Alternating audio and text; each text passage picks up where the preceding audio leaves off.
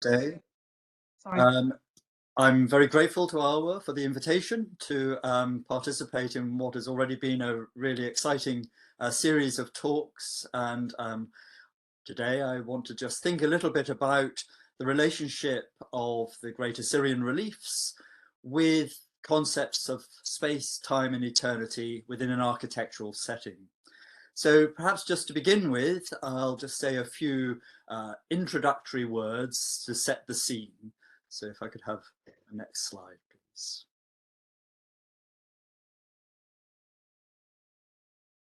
Yeah. So the great reliefs that lined the walls of Neo-Assyrian palaces of the 9th to 7th centuries BC in northern Iraq have, as many of you will know, long been investigated for their political and cultural messages, not least as vehicles for expressing and propagating royal ideology. It is recognized that they depict a repertoire of royal deeds. These were part of a body of values, traditions, and knowledge shared by the Assyrian elite, the monarch, his family, and senior members of the courtly community, creating a unifying ideology which challenged those who would defy it with consequences in the form of conquest and incorporation. Yes, please.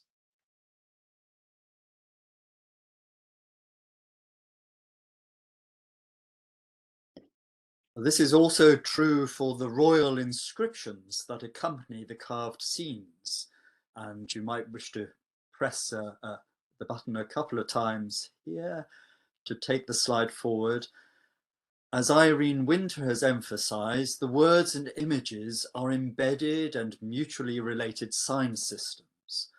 Primarily addressed to the king himself, the inscriptions reinforced among the leading members of the political and religious establishment, quote, the aggressive ideology on which the Assyrian state was founded.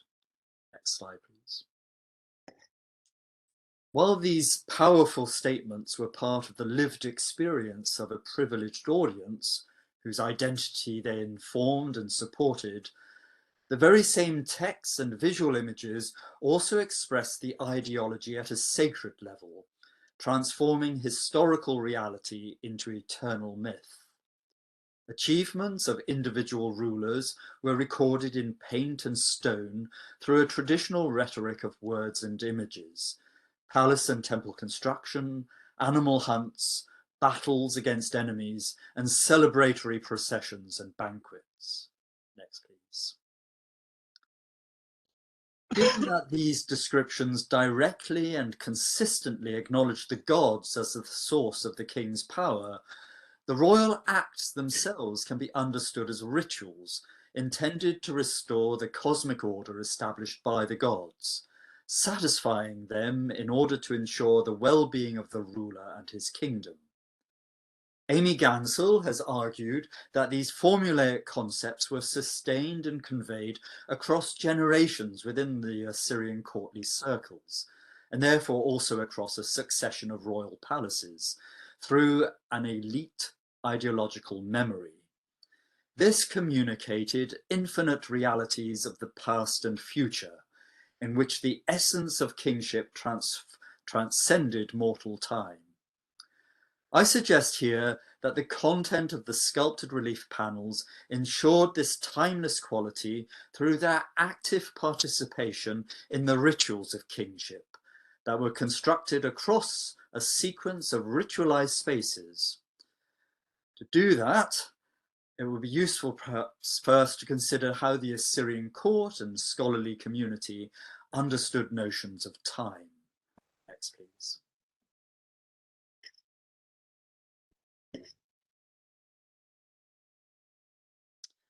Assyrians understood the past, present, and future to be part of a divine blueprint. This was not fixed, and the fate, shimtu, of individuals could be changed through their own unintended actions or the work of evil agents. It was, however, possible to discover these past events through the skill of diviners who interpreted signs sent by the gods. Such divinely inspired omens were delivered as judgments, but through sacrifice, prayers, and rituals, individuals could appeal to the gods to change their decisions, just as if they were in a law court or had sent a petition to the king as the source of justice. In this way, the effects of events that had happened in the past could be corrected to ensure that a negative future was turned into a positive one. In the Neo-Assyrian period, diviners, Baru, were among a range of scholars and skilled craftsmen who were masters of a vast field of knowledge extending across religion and science. While the practice of divination drew on observations and interpretations compiled or situated in a deeper historical past, its focus was very much on more recent events as well as the present and future. Next, please. If the past was a source of knowledge, how was it understood? It is regularly stated that the people of Mesopotamia were fixated on the past because, in an often repeated theory, they turned their back to the future so as to have their past in front of them. Gonzalo Rubio has, however, argued that this idea is based on a misunderstanding, and that in fact the future was very much in their sights. While it was recognized by the Mesopotamians that in everyday life the present moved into the future as an arrow, time could also be understood in a more abstract fashion, where past, present, and future events were arranged not in a linear or even a circular fashion, but, and if I could have the next slide, as Ulla Koch has articulated, like currents in a three-dimensional piece of cake, all suspended in time simultaneously. Separated from this mundane constellation of real time, with its past, present, and future, was a cosmic mythological time. Next slide, please. This was the moment when divine agency created order from cosmic chaos. Kingship was among the the fundamental components of this ordered life and culture, established in this cosmic time by the gods. The great epic of creation, Enuma Elish, that described the building of the supreme god's temple, Marduk in the Babylonian version or Ashur in the Assyrian version, represented an interruption of primordial and hence dangerous or sacred time to that more mundane time. Next slide, please. The 1951 excavations at Nimrud revealed a stela in a recess at the eastern end of the throne room facade in the Northwest Palace, indicated on the plan by the red dot. Usually referred to as the banquet stela, it is carved with an image of King Ashurnasirpal II at the top center. A cuneiform text carved across the rest of the face of the stela is an account of the king's creation of Kalhu, Nimrud, as his royal center. It describes its transformation from the building of a temple complex and new royal palace, the Northwest Palace, and the celebrations marking its inauguration. Guy Bunnans has proposed that a deliberate analogy was established between the content of the inscription and Enuma Elish. Thus, Ashurnasirpal had the ruins of the already ancient city of Kalhu rebuilt, just as in myth, Babylon was created following the defeat of the forces of chaos. In this way, cosmic order was reflected in the building and layout of the Northwest Palace. Myth and history became intertwined. Next, please. The divine-like creation of the palace is presented as a royal task that was in itself highly ritualized. It is very likely that aspects of the layout and decoration of the building were guided by those royal craftsmen, the umanu, to ensure that it was propitious and magically secure. The plan of the palace, as well as its decoration, was closely tied to courtly life, and the layout of rooms allowed for prescribed, choreographed ritual movements and actions of the king and his court within and between spaces, some of which are recounted in texts and images.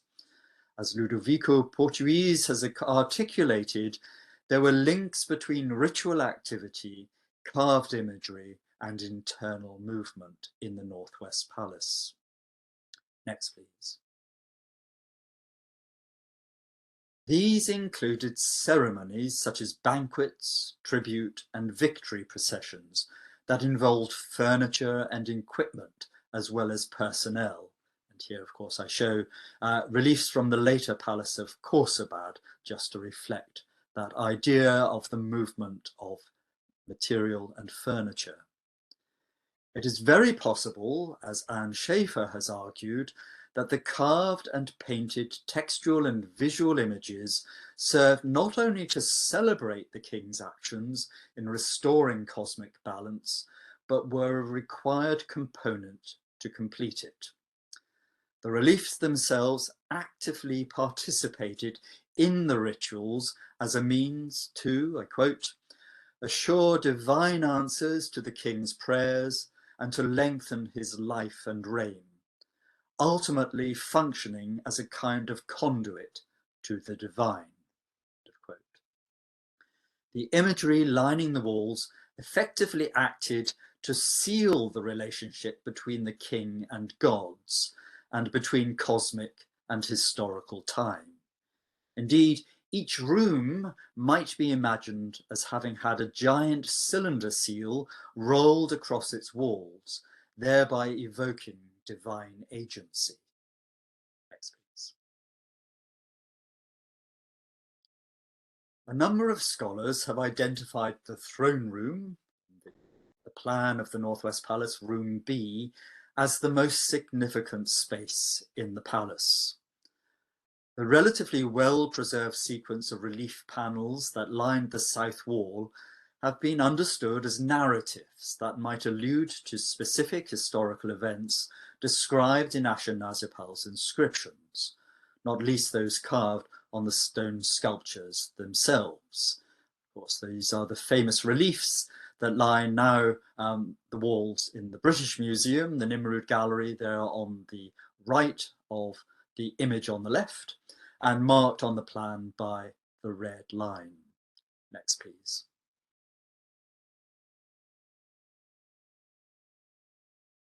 The 9 slabs at the western end of the throne room are of direct interest here.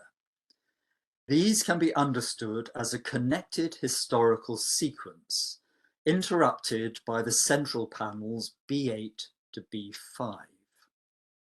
The scenes are also statements of royal triumph, in which the upper and lower registers are related thematically and conceptually. Thus, the next slide please, the king effortlessly overcomes obstacles in the shape of enemy chariotry and a major river, panels B11 to B8. Next slide.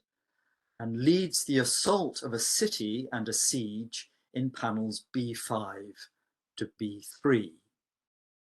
Recent history and timeless statements of kingship become fused through the images.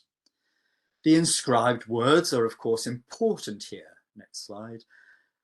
As they described the king's achievements as moments in real time, and they therefore link the eternal myth of kingship with historical reality, naming the historic king.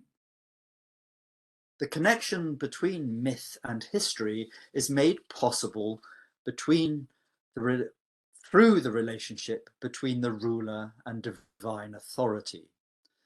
The throne room reliefs emphasize this unambiguously, since the king is not only accompanied by a god in a winged disc, but the deity and ruler adopt an identical pose in the reliefs, so that Ashurnasirpal becomes a mirror of the divine.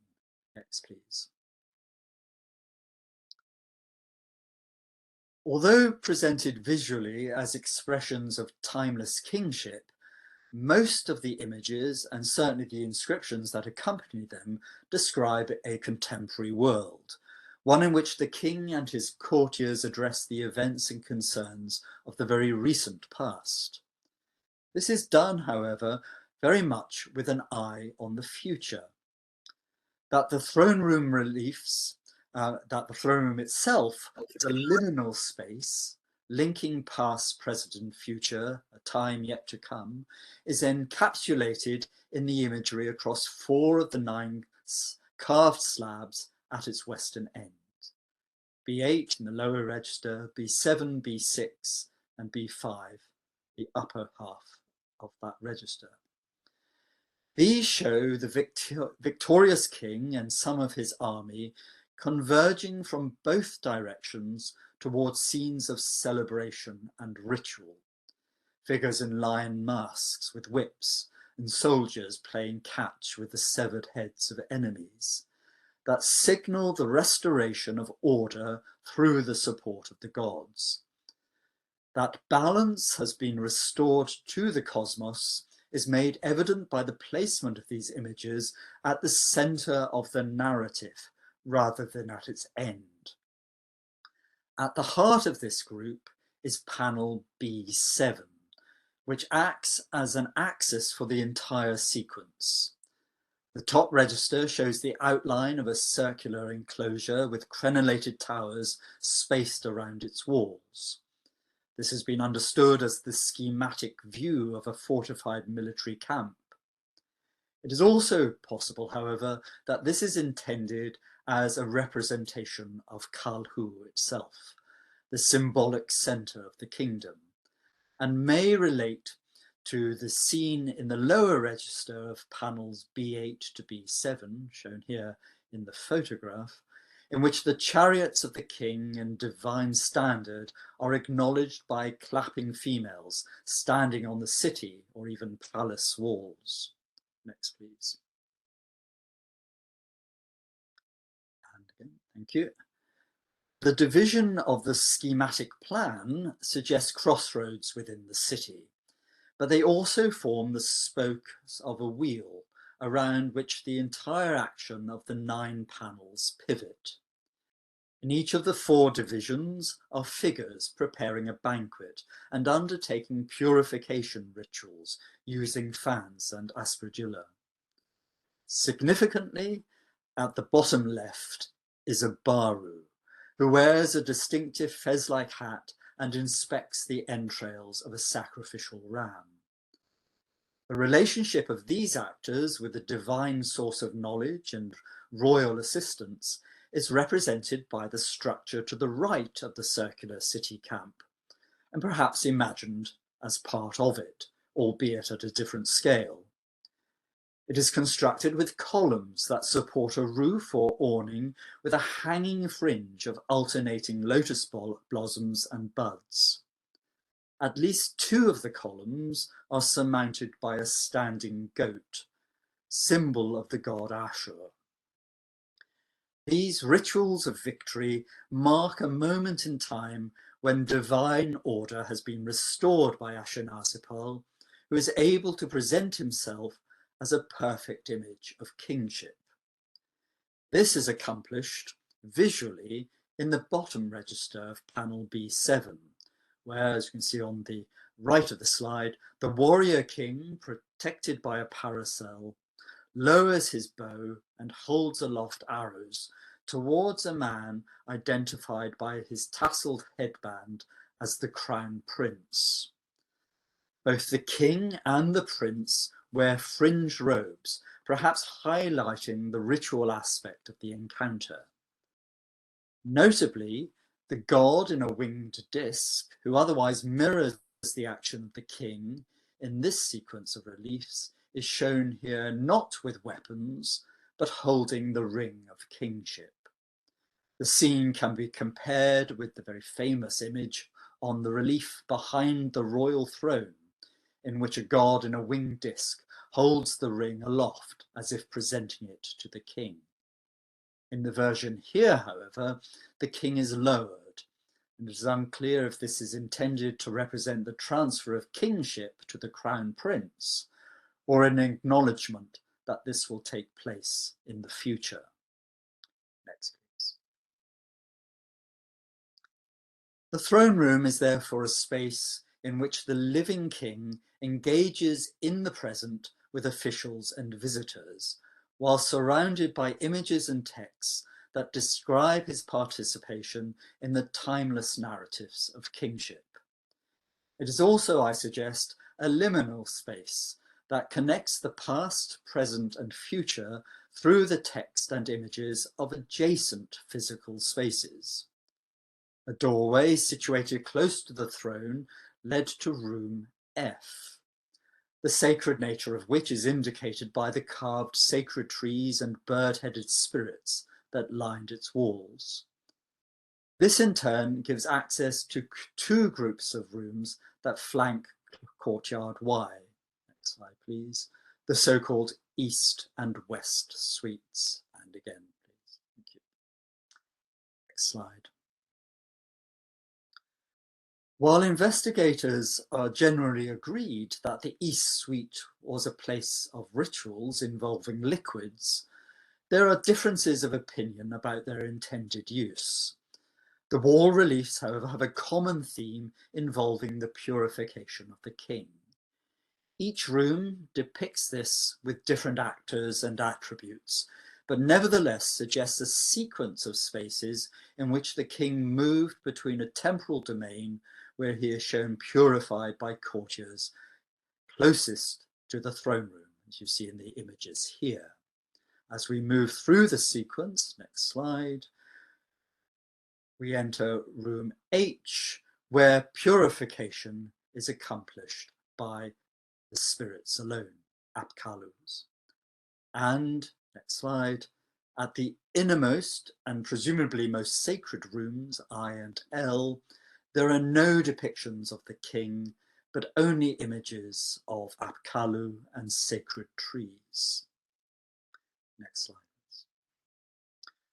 One school of thought interprets these visual images and associated architectural elements as evidence for libations and ablutions, perhaps connected with bathing rituals.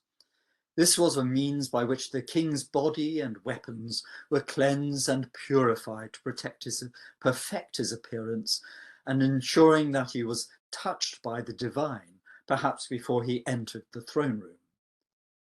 Another approach sees the libations and ceremonies taking place in these interconnected rooms as aimed at the care of Ashurnasirpal's royal ancestors. Both interpretations rely on an understanding that the East Suite was a ritualized area of the palace, one that established a connection between the king and Apkallu.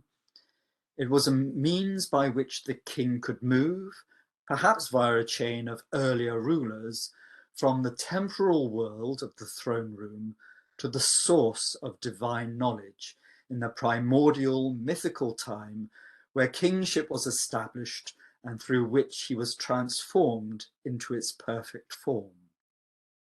Next slide, please. The West Suite, accessed from room F through gate C, has generally been interpreted as intended for gatherings and banquets. David Curti categorizes it as a double-sided reception room that functioned as a secondary throne room leading onto a terraced courtyard. Next, please. The fragmentary nature of the surviving wall reliefs assigned by researchers to these spaces makes it difficult to offer more than tentative suggestions for the ways in which they were intended to operate in the ritualized palace that I'm suggesting. But the visual themes appear to be largely the same as the principal throne room: royal hunts, battles, sieges, and celebrations, all presented in two registers divided by the standard inscription.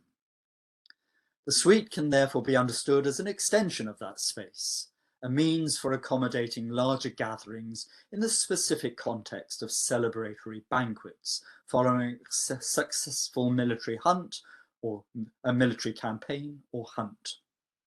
Next, please. Irene Winter, in a study of the text and reliefs of the Sargon II, identifies this shared meal as serving to consolidate social bonding. She points to the relationship in the imagery between battles and hunts and identifies three types of official banquets. Large state banquets involving delegates from outside the court, official court banquets marking special events, and state occasions that celebrated the ruler himself. Another, or perhaps additional possibility, is that these events revolved around the so-called takultu ritual. Next slide, please. This ritual is known in Assyria from the time of Shamshi-Adad I in the 18th century. The Sargonid variants of the text of the ritual invoke all the gods of Ashur, the Assyrian heartland, and incorporates the provinces and offers sacrifices to them through their gods in order to elicit their blessings for the city of Ashur, for Assyria, and for the Assyrian king. The ritual endeavored to create a relational space in which all cities and their gods would be tied to the center, fostering social bonds on a large spatial scale and envisaging a unified territory under divine guidance. The ritual were offerings of food and drink and celebrated via a banquet. For Nimrud, therefore, this would fit with Winter's understanding of the narrative reliefs as an articulation of the boundaries of the empire and at the same time make the throne room itself the symbolic center, creating a physical microcosm of the state, in which I would suggest the Western suite serves through its ritual use to emphasize. Next, please. Although some of the military scenes in the reliefs from the West Suite appear to be situated in landscapes different to those suggested by the throne room reliefs, and so perhaps alluding to historical battles in other regions of the Middle East, they are otherwise broadly comparable in content. It is, however, with images of hunting that we find a significant and intriguing disparity between the visual content of the two areas of the palace, the throne room and the West Suite. The surviving lower registers of two panels, one of which you see here, appear to depict the crown prince killing lions from a chariot. This might suggest that these rooms were spaces with a focus on the future. The images show the king's successor as accomplished in attributes necessary for him to take on the mantle of the perfect future ruler.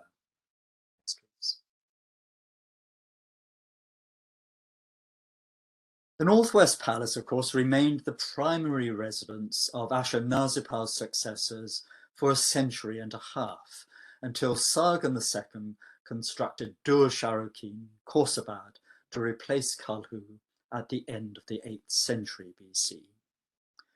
We cannot know if the rituals of kingship that took place in the throne room at Nimrud and the associated areas of the palace were maintained largely unchanged across this time, but it is certainly possible.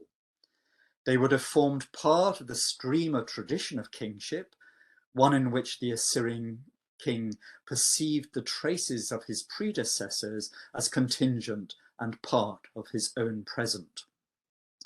Yet it is also possible that there were modifications in their practice in response to the military expansion of the Assyrian kingdom and the establishment of an empire that resulted in changes in the ideology of kingship.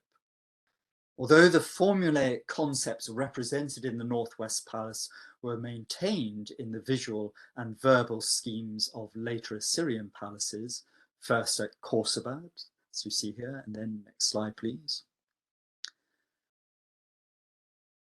And then in the Southwest Palace at Nineveh, there are significant changes in their style and content, with an increasing emphasis on the divine-like properties of the monarch. This occurred despite a continuity in the general architectural plan of the buildings, all of which included a series of monumental suites behind the throne room. Judging from the content of the wall reliefs, however, these spaces no longer offered obvious links between a mythical and future kingship through their physical connections. This suggests that the choreography of royal ritual had altered, perhaps because it was no longer limited to specific areas of the palace, as a result of what David Curti has termed an itinerant court that moved with the king through the building. Yet the relationship of mythical and historic time continued to be important, but was now made present throughout much of the palace by merging them within the design and content of the wall reliefs. Next, please. The contemporary past was visible in nearly every room, since their walls were lined with reliefs depicting narratives of either single military campaigns or the construction of the palace itself. There was a focus on creating real events to underline the success of the living monarch rather than more general statements of kingship.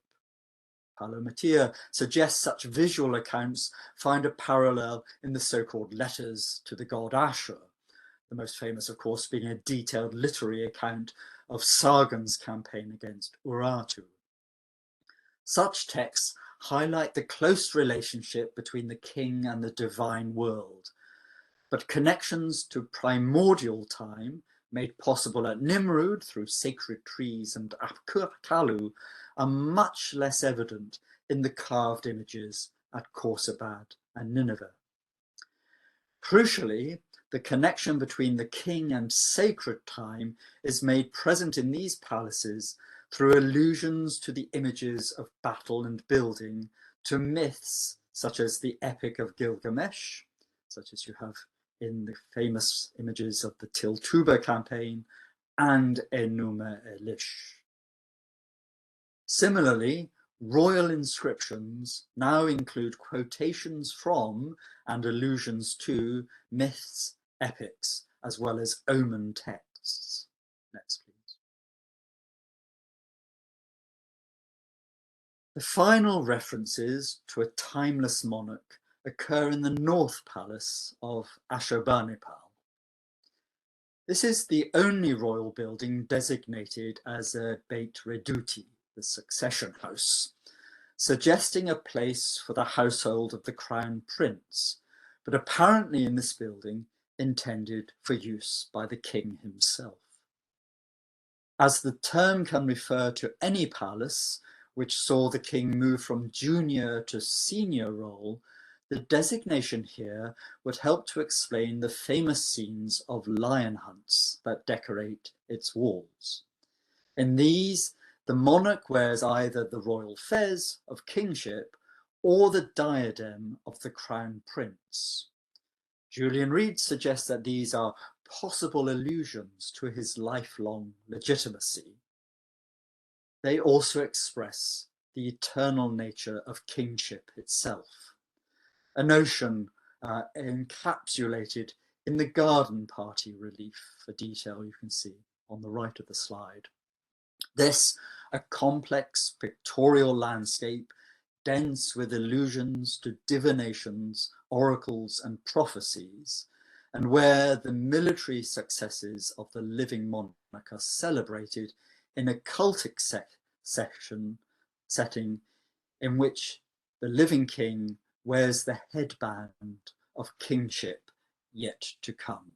Past, present, and future embedded within these effective and affective images.